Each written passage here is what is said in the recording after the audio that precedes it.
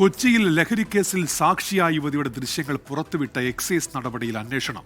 Kochi city police കമ്മീഷണർക്ക് യുവതി നൽകിയ പരാതിയിൽ പോലീസ് പ്രാഥമിക അന്വേഷണം ആരംഭിച്ചു.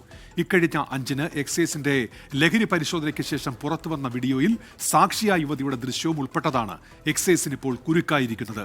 വിപിൻ സി വിജയൻ ചേരുന്നുണ്ട് കൊച്ചിയിൽ നിന്ന് വിശദാംശങ്ങളുമായി. വിപിൻ, ഇതെങ്ങനെ സംഭവിച്ചു എന്നാണ് എക്സൈസ് വിശദീകരിക്കുന്നത്?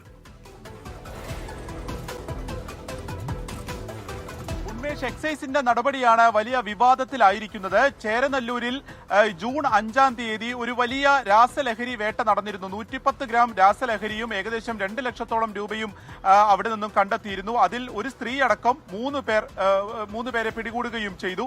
ഇത് പിടികൂടിയതിന് ശേഷം അവിടെ നിന്ന് ഈ രാസലഹരി ഒക്കെ തന്നെ തൂക്കിയെടുക്കുന്നതും ഉൾപ്പെടെയുള്ള മറ്റു നടപടികളിലേക്ക് സാക്ഷിയായ അവിടുത്തെ മാനേജർ, ആ ഒരു ഹോട്ടലിലെ ഒരു മാനേജർ ആയിട്ടുള്ള യുവതിയും ഉണ്ടായിരുന്നു. ആ സമയത്ത് എക്സൈസ് ദൃശ്യങ്ങൾ പകർത്തുകയും പിന്നീട് അത് പുറത്തുവിടുകയും ചെയ്തു.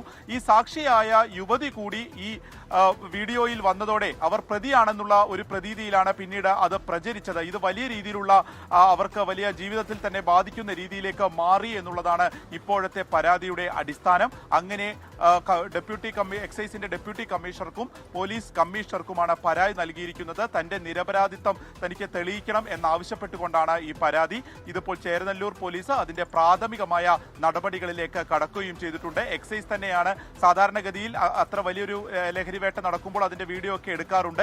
അതിലാണ് സാക്ഷിയായ യുവതിയുടെ ഈ ഒരു വീഡിയോ കൂടി പതിഞ്ഞത്, അതിന്റെ ദൃശ്യങ്ങൾ കൂടി പതിഞ്ഞത്.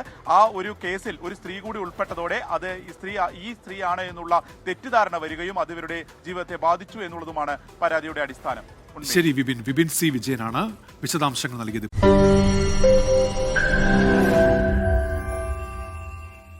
ലോകത്തെവിടെയായാലും ഏത് സമയത്തും 24 വാർത്തകളും ഓഗ്മെന്റഡ് റിയാലിറ്റി പാക്കേജുകളും എക്സ്പ്ലെയിനറുകളും വിശദമായി കാണാൻ ഞങ്ങളുടെ യൂട്യൂബ് ചാനൽ നിങ്ങൾക്ക് സബ്സ്ക്രൈബ് ചെയ്യാം.